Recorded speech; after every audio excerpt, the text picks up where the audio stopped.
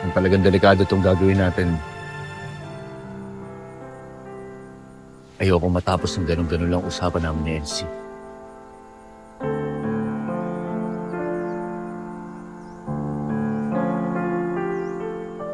Gusto mo siyang yakapin.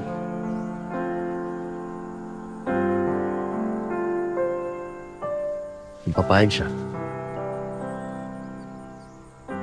Bakit hindi, Lo?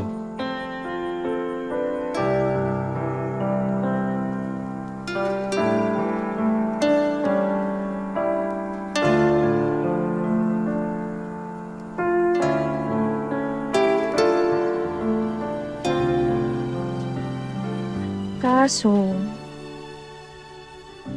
parang ang hirap na pilito yung sarili na maramdaman yung inaasahan niyang maramdaman ko.